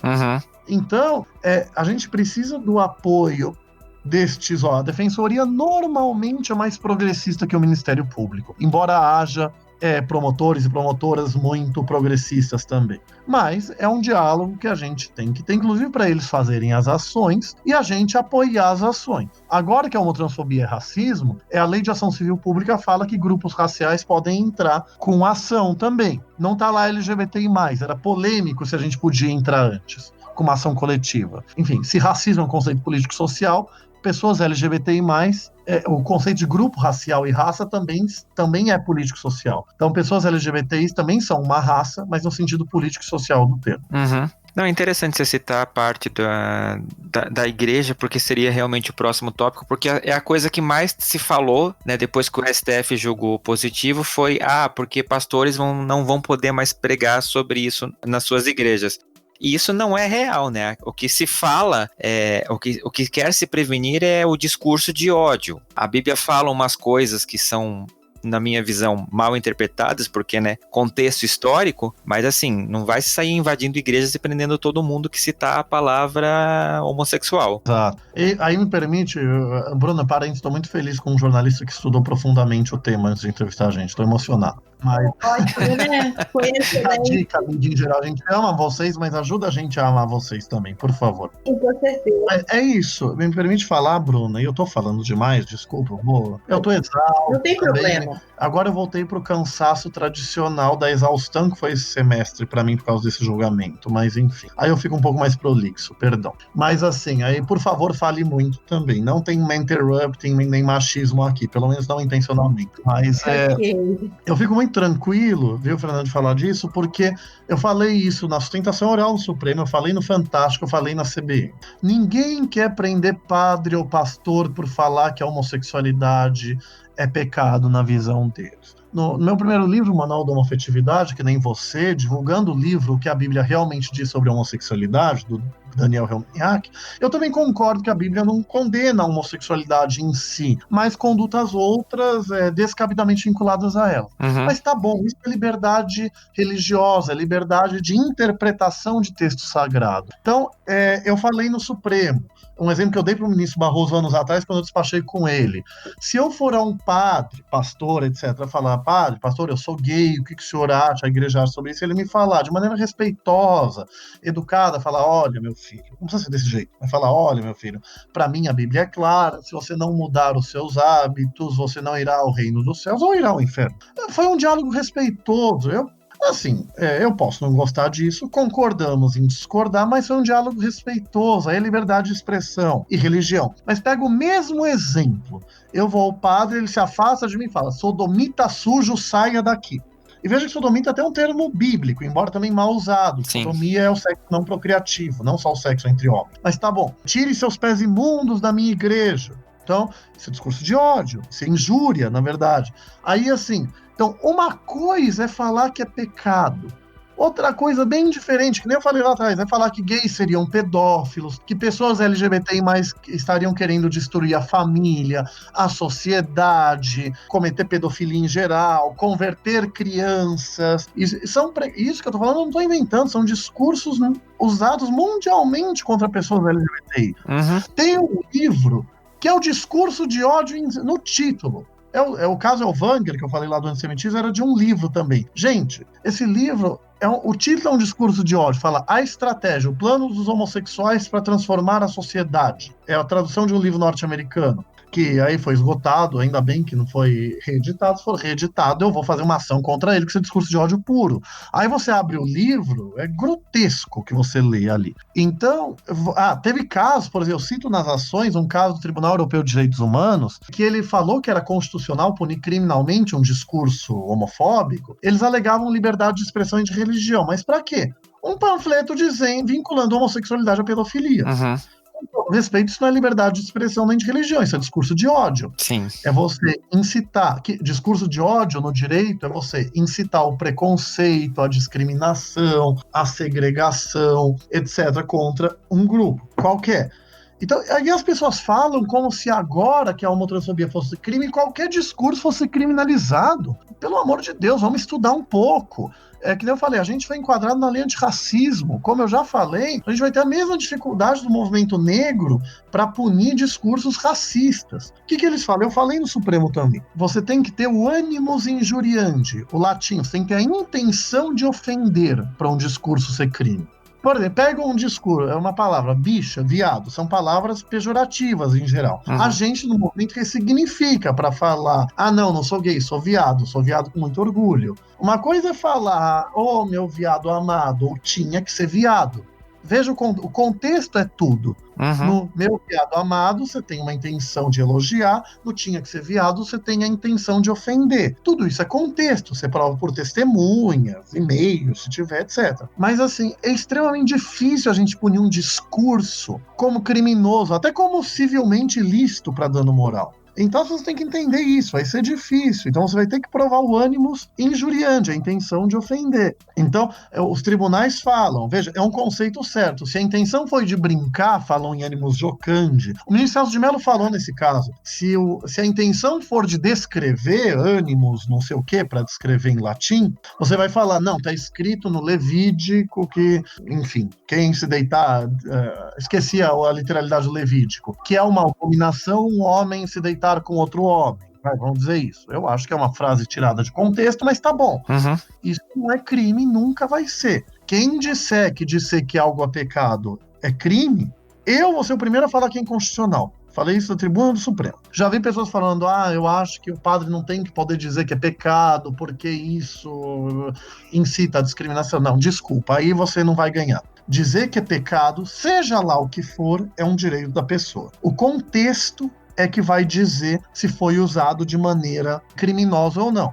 Eles adoram falar, por exemplo, quando eles criticam a gente querer uma, aspas, mordaça gay, fecha aspas, ditadura gaysista e outros impropérios. Não, mas eu quero poder criticar filosoficamente a homossexualidade. Bom, eu não sei o que é criticar uma crítica filosófica à homossexualidade, como eu não sei o que é uma crítica filosófica à negritude. Mas tá bom. Ele deve querer dizer falar que o casamento teria que estar vinculado à procriação, etc. Tá bom. Mas eu falo, em geral, você pode ser contra o casamento civil homoafetivo também. E a gente quer o casamento civil e não religioso, que fique claro. O casamento religioso é dogma, cada igreja casa quem ela bem entender. Não vai ser crime não fazer casamento religioso homoafetivo, isso que fique muito claro. Mas assim, aí a pessoa a gente tá numa reunião da empresa, aí todo mundo sabe que eu sou gay. Aí acabou aí um vira pro outro falando alto, mas você sabia que não pode, que se tiver o casamento gay é problemático, porque aí o mundo acaba? Porque as pessoas falam assim, parece que só de permitir o casamento civil homoafetivo, todo mundo vai, aspas, virar gay, fecha aspas. A heterossexualidade é tão chata assim que as pessoas vão virar gay só por permitir o casamento homoafetivo, eu sempre ironizo. Mas assim, veja o contexto. Uma coisa ele fala, porque eu falo, fulano, por que você é contra o casamento homoafetivo? Porque pra mim, sem procriação, o mundo acaba. É simples uma crítica, mas tá bom. Nesse contexto, é um discurso lícito, concordamos em discordar. Mas no contexto em que ele puxa isso do nada numa reunião, claramente para me constranger, aí o discurso se torna ilegal. Então veja que em direito tudo é contexto. E é muito difícil a gente conseguir punir um discurso como criminoso. A liberdade de expressão é a regra, mas liberdade de expressão, e aí eu juro que eu finalizo essa fala, eu brinco, é capitalismo no âmbito do discurso. Ela estabelece um livre mercado de ideias para que as opiniões em geral possam ser proferidas pelo menos uma vez, para que a sociedade possa formar, cada indivíduo possa formar sua opinião a partir do livre debate. Na formação da opinião pública, para contribuir para o bem público, surgiu a liberdade de expressão para evitar que o governo censurasse falas em geral. Tá bom, mas o discurso de ódio, você incitar o preconceito, a discriminação, você cometer injúrias puras e simples, isso não contribui com nada com o debate público, você está só inferiorizando o grupo. E não adianta você ter um discurso de ódio, aí você me dá direito de resposta e eu explicar que aquilo tá errado, é odioso, etc. Porque, não são as mesmas pessoas que veem e ouvem. 2, o dano já foi feito, já ofendeu muitas pessoas, você já empoderou muitas pessoas preconceituosas para dizer a mesma coisa. E 3, quer dizer, você não consegue reparar esse dano muitas vezes. Então, o discurso de ódio não é protegido pela liberdade de expressão. Tem que ser punido a posteriori, depois de proferido, e em casos muito excepcionais, quando chega ao judiciário, vamos supor, é um livro de puras injúrias. Um livro que só ataca. Não, aí em casos muito excepcionais o judiciário proíbe até a publicação. Mas isso é quase impossível você conseguir na prática. Como tem que ser. Você proibir a publicação, ao mandar retirar algo do ar, tem que ser a medida excepcional do excepcional. E se é um blog, um site, tem lá uma ofensa, tira a ofensa, tira a injúria e deixa o resto. A liberdade de expressão tem que ser valorizada, mas ela não permite discurso de ódio. Supremo, Corte Interamericana, Corte Europeia de Direitos Humanos, todo mundo diz isso. Agora, Bruna, aqui que você tem, fale bastante, Bruna, por favor. Eu concordo em gênero, número e grau com o que o Paulo falou. Acho assim, as pessoas têm de viver, né, da implementação dos seus próprios direitos. Então, sem sombra de dúvida, a liberdade de expressão, ela é um pressuposto sem o qual não é possível conviver em sociedade. Mas a liberdade de expressão, ela não é sem freios. E o limite da liberdade de expressão é justamente a implementação dos direitos das outras pessoas, né? Aquela máxima que nós ouvíamos enquanto criança, que o nosso direito termina quando começa o direito do outro.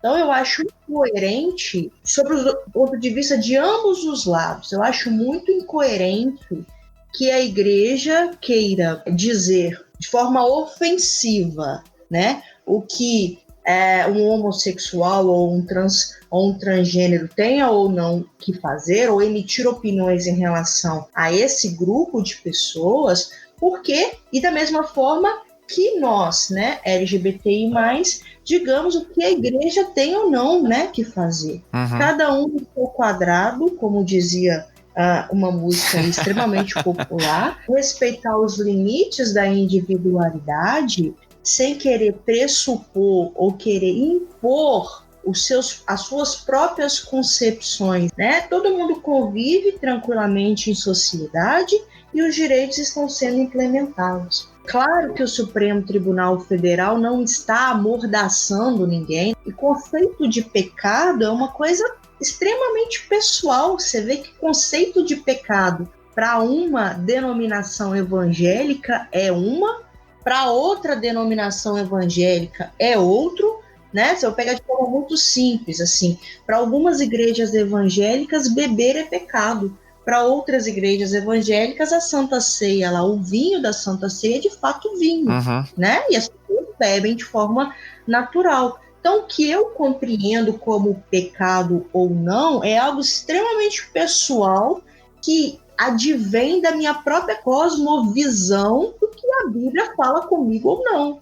Então, compreender que a homossexualidade ou a transexualidade é pecado, isso por si só não é ofensivo. E se os evangélicos, os católicos, os budistas e qualquer outra denominação religiosa quiser compreender como pecado, nós, homossexuais, não podemos nos ofender porque o que o outro acredita que seja pecado.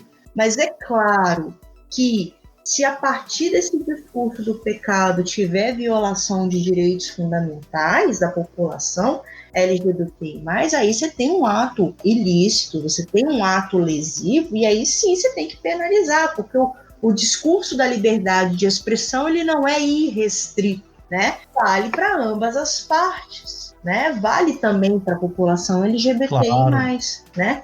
E também tem que pressupor o que o pastor compreende na sua própria cosmovisão, entende? Eu acho que, basicamente, o que falta, de um modo geral, em ambos os lados, ou o que falta na população, de um modo geral, né, é compreender que a sua visão de vida, o que você acredita ou deixa de acreditar, não tem nada a ver com o Estado, né? O Estado está aí para implementar direitos fundamentais, independente de credos, religiões, raças, preconcepções, estilo de vida, etc, etc, etc. Então, se cada um se atentar para que você é livre para fazer suas próprias escolhas do que é pecado ou não, do que você vai acreditar ou não, embora você não seja livre para escolher a sua orientação sexual, você é livre para acreditar naquilo que lhe convém.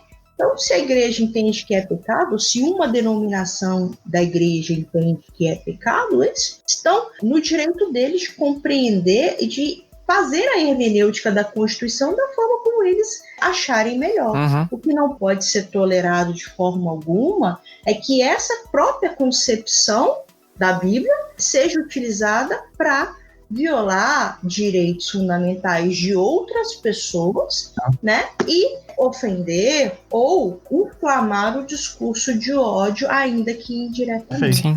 E como vocês enxergam a relação agora com a criminalização e os poderes executivos, né, que é como a Constituição exige, né, deveriam ter criados esses mecanismos de proteção da população LGBTI+. Queria falar um pouquinho da questão da relação com o Congresso Nacional em geral, né? Que é uma dúvida que me chega também muito. É importante dizer, o Congresso não só pode, como, em tese, ele deve aprovar uma lei de criminalização da homotransfobia, da LGBTfobia. A tese das ações é que o Congresso tem que criar a lei. O Supremo Tribunal Federal, ele resolve provisoriamente o tema, até que o Congresso legisle. Então, pode e deve vir uma lei. Então, a gente tem que lutar para que venha uma lei boa. Assim, A questão é, a lei que vier do Congresso não precisa ser necessariamente idêntica à decisão do Supremo Tribunal Federal. Então, não precisa colocar exatamente na lei antirracismo. Se era uma lei própria, eu vou continuar falando que a homotransfobia é crime de racismo numa lei própria, tá bom. Mas, assim, a proteção penal tem que ser equivalente ao Supremo. Não podem inventar uma lei que só finja criminalizar. A bancada evangélica, por exemplo, foi o deputado Sócrates Torres, eu participei muito disso desde a semana anterior ao dia 23 de maio, que foi quando o Supremo fez maioria, eu fiz em 2 audiências públicas na Câmara, eu acompanhei bastante o debate lá na Câmara e sabia do que estava acontecendo no Senado. Ele apresentou, pertinho do último dia do julgamento, um projeto de lei. O que ele falava? Ele aumentava a pena do crime de homicídio de lesão corporal e só, falava em orientação sexual e transexualidade, então travestis, intersexos estavam excluídos, e ainda falava, né, que nada na lei protegeria a pedofilia e a bestialidade. Claro que não, mas é um desrespeito ele colocar isso na lei. Vai estudar o gênero para saber que nunca no mundo foi interpretado dessa forma. E as leis mundo afora criminalizam só colocando orientação sexual e identidade de gênero, sem ressalva. Mas enfim, isso é você só fingir que criminaliza.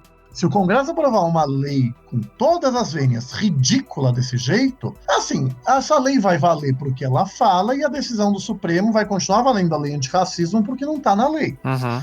Mas assim, qual que é o debate que eu entendo que a gente tem que fazer no Congresso? Porque é o que a gente tem construído enquanto movimento LGBTI+, na última década, pelo menos. Assim, é projeto de lei que inclua a orientação sexual e identidade de gênero expressamente na lei antirracismo, para não ter mais o debate, a polêmica, se a homotransfobia é ou não racismo, pessoas LGBTI+ são ou não raça, na acepção político-social, coloque expressamente na lei. Essa é a estratégia que tem sido usada no movimento há muito tempo, porque é mais fácil, politicamente.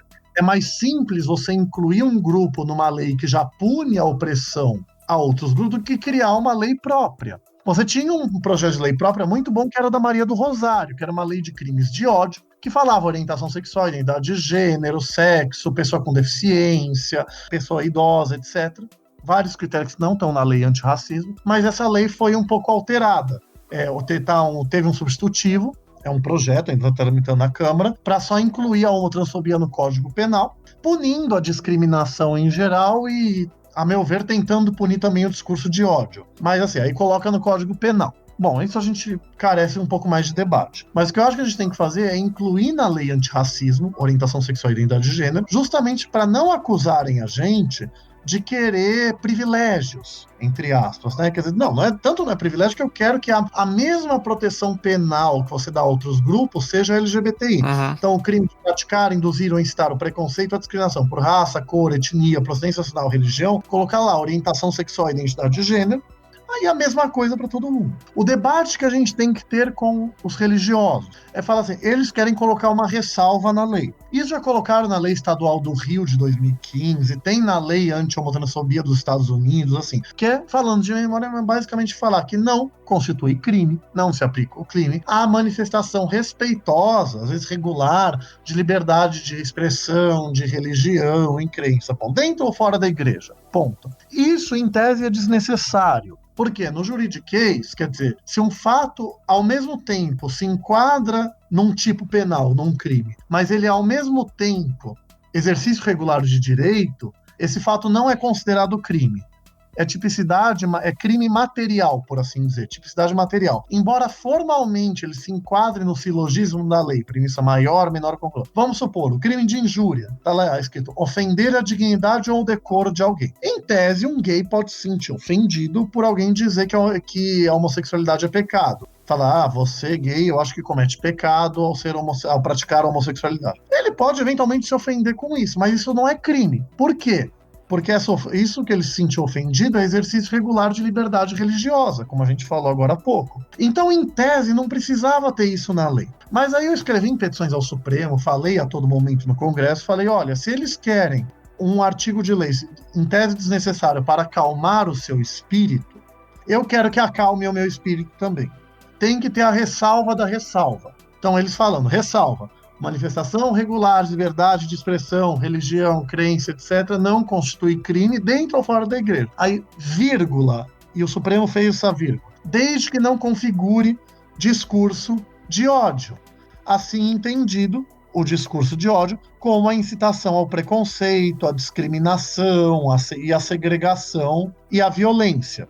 Então, na tese do Supremo, falaram de maneira um pouco mais sintética. Uhum. Então, o medo da comunidade LGBTI+, é que uma ressalva dessas, como eles querem, sem a ressalva da ressalva, embora semanticamente não permita, acaba encorajando pessoas a proferir discurso de ódio. Sim. Achar que dentro da igreja pode ser transfóbico, pode ofender, discriminar, etc. Então, eu acho que este é o debate que tem que ser feito. E para ser muito pragmático, se eu fosse agir só por princípio, como advogado no juridiquês, eu ia ser contra a ressalva deles, porque não é necessário. E porque a lei antirracismo, a gente vê que, eu já falei umas 3 vezes, é muito difícil conseguir uma condenação criminal. Com essa facilidade que eles defendem, temem. Mas tá bom, mas pragmaticamente, o Congresso quer essa ressalva, a gente não vai conseguir nenhuma lei sem uma ressalva dessa. Uhum. Então, o que a gente tem que falar para o Congresso é que eles têm que mostrar que eles têm boa fé e que eles não estão fazendo homotransfobia disfarçada e colocar a ressalva da ressalva. Porque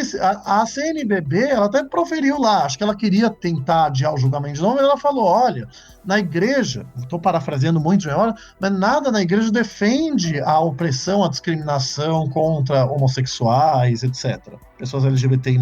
Então, eles só querem resguardar a liberdade religiosa. Bom, esta ressalva com a ressalva da ressalva, que está na tese que o Supremo aprovou, eu mandei para você, né, Fernando? Depois você puder divulgar para os seus ouvintes. Uhum. Isso eu acho que concilia bem os dois lados. É difícil, você não tem como a lei penal prever, não é crime dizer que é pecado, não é crime não fazer casamento homoafetivo, fica tanto detalhe que aí fica uma coisa... E você não consegue prever todas as hipóteses possíveis e imagináveis. Sim. Para isso existe o judiciário, para interpretar. E separação de poderes, freios e contrapesos, um poder controla o outro. O judiciário controla o legislativo interpretando a lei que o legislativo aprova. Ou suprindo a omissão, nesse caso que a gente está falando, suprindo a omissão do Congresso em criar uma lei que ele é obrigatório, sem legislar nesse caso, que nem a gente já explicou. Mas aí o Legislativo pode controlar o Supremo, o Judiciário no dia seguinte. Basta ele mudar a lei.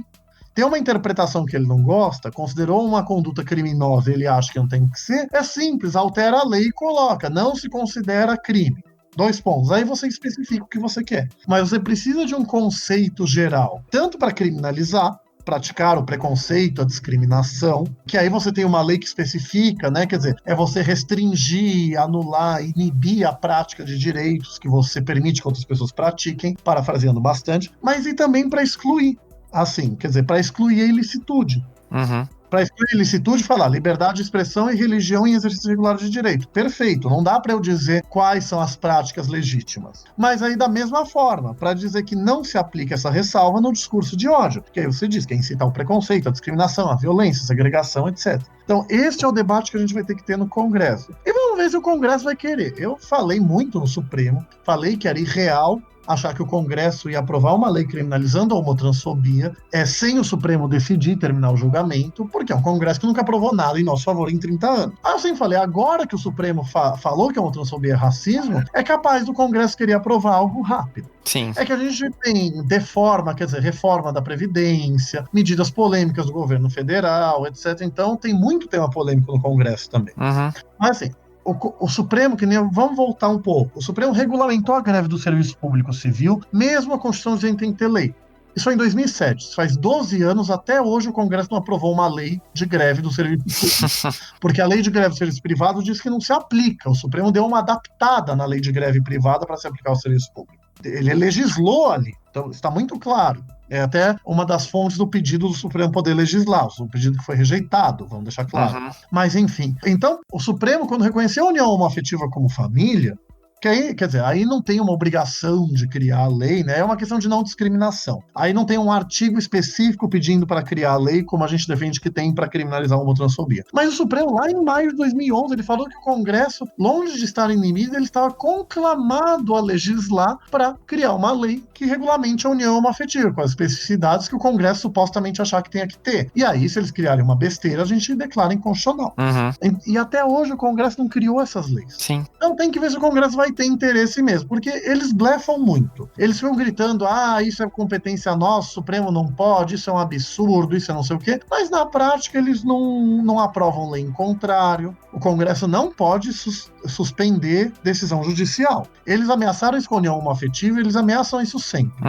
Mas a Constituição diz que o Congresso pode suspender decisão do Executivo, não do Judiciário, e só quando ele ultrapassar o poder regulamentar dele em decreto e lei delegada, ou seja, Globo e você nada a ver. Ele não pode.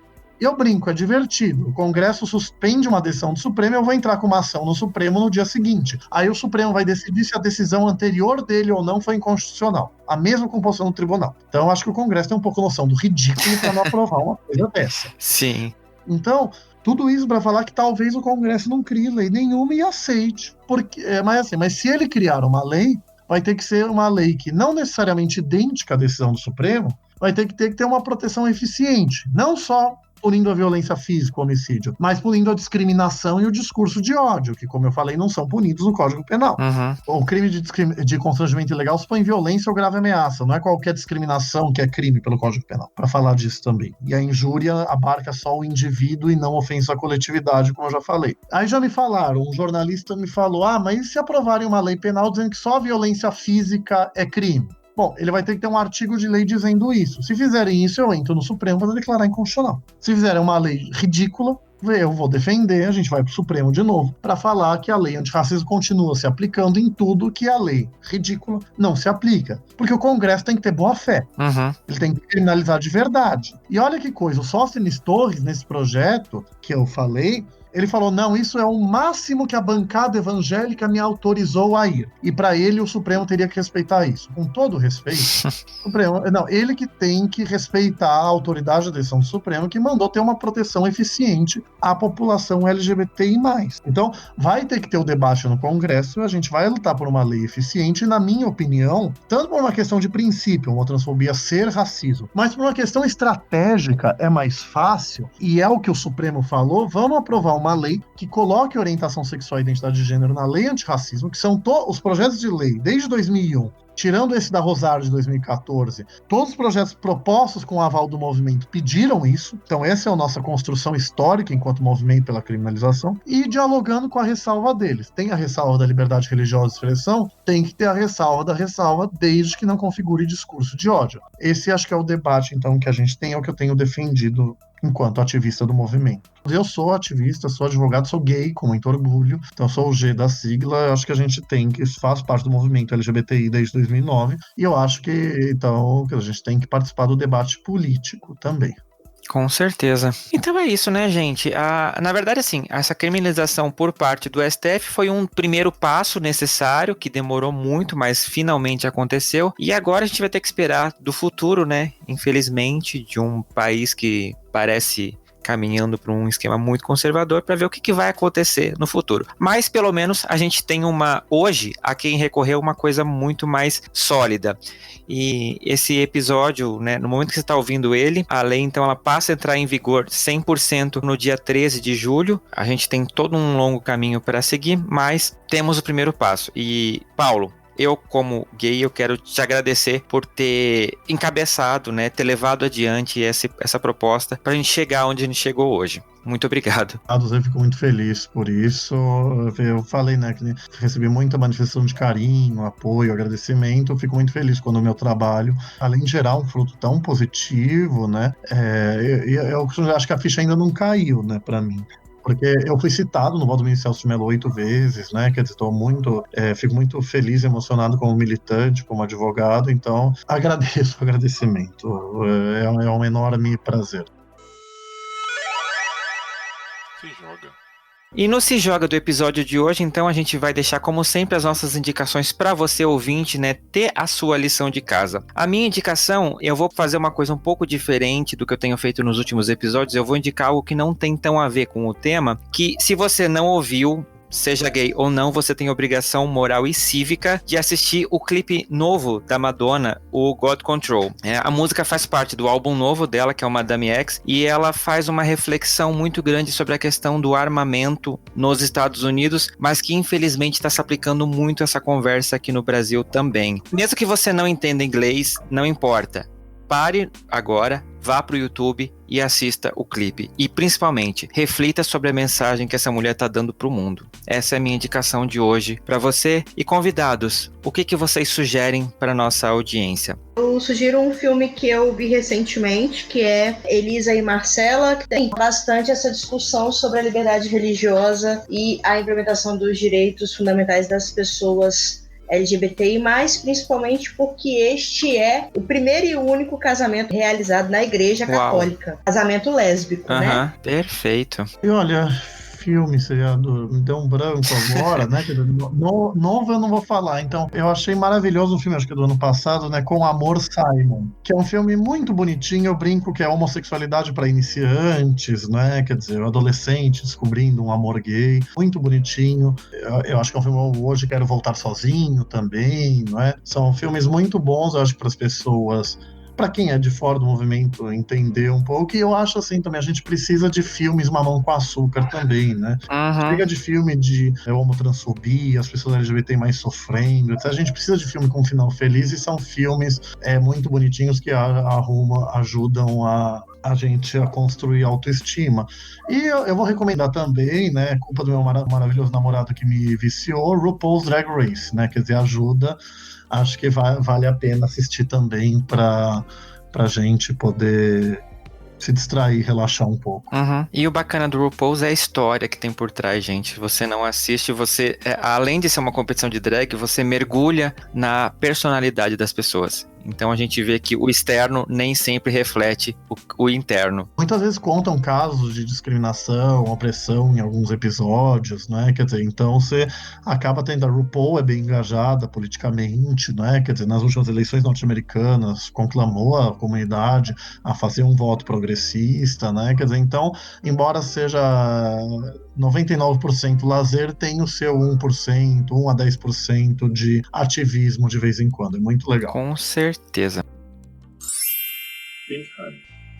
E o Pink Honey desse episódio, eu vou indicar para você uma cantora brasileira que ela é muito conhecida. Ela, inclusive, foi muito conhecida, muito cantada na década de 90, principalmente. Antes de assumir que fazia parte da comunidade LGBT, hoje ela está com uma mulher e, além disso, ela milita pela causa LGBT de uma forma muito bonita, inclusive participando de eventos sem cobrar cachê, né, quando eles são voltados para o público LGBT. Indo para o Congresso, né, falar sobre a questão da homofobia e beijando a sua companheira. Então, eu quero que você dê o seu biscoito, né, que você siga, que você acompanhe a dona do canto da cidade, Daniela Mercury. Essa mulher, ela tá fazendo muita diferença na luta, né, contra a LGBTfobia, contra a discriminação, e ao contrário de muitas outras cantoras que se dizem bissexuais, que ocupam esse espaço quando é conveniente, ela fala disso o tempo todo, ela comenta disso o tempo todo, ela usa a voz dela e a música dela para fazer parte dessa luta. Ela é uma bandeira que ela levanta 100% do tempo, e não só quando convém. Então, são pessoas assim que a gente precisa ainda mais nos dias de hoje, né? E diante de toda essa questão dessas vitórias que a gente vem atingindo aos pouquinhos. Então, fica aqui a minha indicação para você. Quem não conhece, se você é mais jovem e ouviu só falar sobre essa mulher, procure Daniela Mercury e dê plays no seu serviço de streaming. Conheçam o trabalho dela, que é muito bonito. Ela é uma cantora de uma qualidade extrema no Brasil e que merece estar sempre ao nosso lado, não só na época de carnaval, apesar de ser o grande marco da carreira dela. Beleza? E como sempre, eu preciso deixar o meu beijo especial para as cidades que acompanham a gente, né? Acompanham o Fora do Meio. Então, eu quero mandar de novo um beijo para São Paulo, que está sempre presente aqui. Muito obrigado, meus queridos paulistas, por acompanharem esse podcast. Um beijo também para Curitiba. Para Belo Horizonte, gente, eu vou mandar um beijo especial. Vocês me perdoem por não ser uma prática minha, porque eu realmente não tenho acesso a todos os nomes, mas é Greg e Marcos. Vocês são maravilhosos, foi muito bom poder conhecer e conversar vocês. Então um beijo especial para vocês dois, que eu sei que acompanham. Um beijo também para Ashburn, que fica lá na Virgínia, nos Estados Unidos, para Cananéia, para o Rio de Janeiro, para minha cidade, Blumenau, para Manaus, para Limeira, para Maceió, também para Sorocaba, para Buenos Aires, para São Gonçalo, para Porto Alegre e para São Bernardo do Campo. Gente, muito obrigado pela audiência de vocês. Eu convido você que está ouvindo a mandar uma mensagem para o Fora do Meio, né? Sempre dando a sua opinião sobre os episódios, comentando, né, as suas experiências. Pode ser através do nosso e-mail, que é foradomeiopodcast@gmail.com, ou através do nosso site, que é o www.foradomeio.com.br. Lá tem uma área que você pode mandar uma mensagem diretamente para a gente. E, claro, como eu sempre lembro vocês, tem uma área no site que é o perfil do ouvinte, que é umas perguntinhas para eu poder conhecer melhor quem são vocês que ouvem esse podcast. Então eu convido você a dar um pulinho lá, né, no nosso site, procurar essa seção e responder umas perguntas, são muito rápidas, gente, só para eu poder conhecer melhor quem que é o perfil que escuta o Fora do Meio, e as coisas que eu tô vendo lá estão me dando ideias de programas muito bons, inclusive para poder direcionar para o público ouvinte, né, além, claro, de eu poder no futuro ter material para criar o Media Kit desse podcast, onde o perfil do ouvinte é uma das informações mais importantes. Então, assim que se finalizar esse episódio, ou se você tá no smartphone ou consegue abrir uma nova aba, procura lá e responde.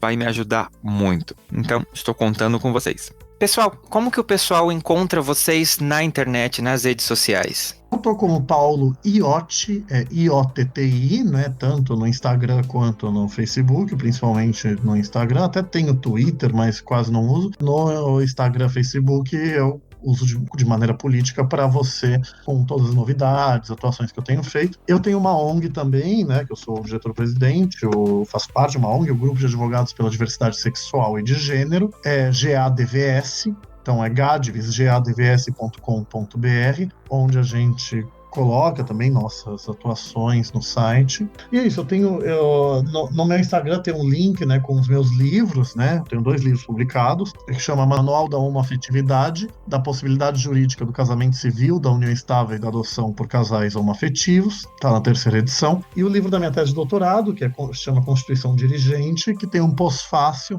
aonde eu explico, né, as ações do Supremo Tribunal Federal. Até o fim do mês, o mês que vem, eu devo atualizar o livro com a decisão do Supremo, né, os votos que estão disponíveis. Então, Paulo Iotti, então, nas redes sociais, no Instagram e no Facebook. Você me acha no Twitter, que eu quase não uso, eu tô como Paulo RIV71.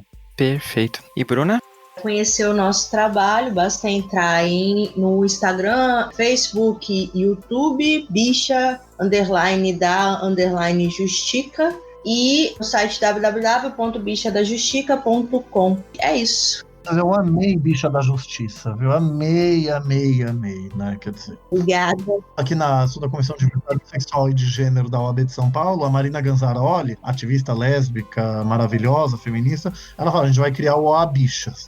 Então é um exemplo que a gente falou, né? Pegar um termo que era pejorativo, e já somos bicha mesmo, tem que respeitar. Então, Bicha na Justiça, amei a ideia. Que bom, fico feliz. E além dessas pessoas maravilhosas, eu convido você que por acaso ainda não segue o Fora do Meio nas redes, a seguir a gente no Facebook ou no Instagram, através do @Fora do Meio Podcast. Você também pode entrar em contato com a gente sugerindo pauta, mandando dúvidas, contando a sua história, através do e-mail foradomeiopodcast@gmail.com. Além, claro, do nosso site, que é www.foradomeio.com.br. E se você quiser interagir diretamente comigo, tem o meu Twitter, que é _trouxão, ou o meu Instagram, que é mionzinhopnu. Através desse nome você consegue me achar no Instagram e no Facebook. Então, aguardo vocês. Gente, então eu quero deixar aqui mais uma vez muito obrigado por vocês terem desperdido esse tempo para conversar aqui comigo, né, no Fora do Meio, tirar essas dúvidas do ouvinte. É um tema que está muito se falando, então eu estou muito contente de ter a oportunidade de conversar com você, Bruna, que tem uma experiência já nesse meio de defesa de LGBT, e Paulo também, né, que tem um conhecimento enorme e participou desse processo todo. Então, muito obrigado por vocês estarem aqui comigo. Imagina, é um prazer. Obrigado pelo convite. Ficamos à disposição. Realmente, para mim também é um prazer participar, levar informação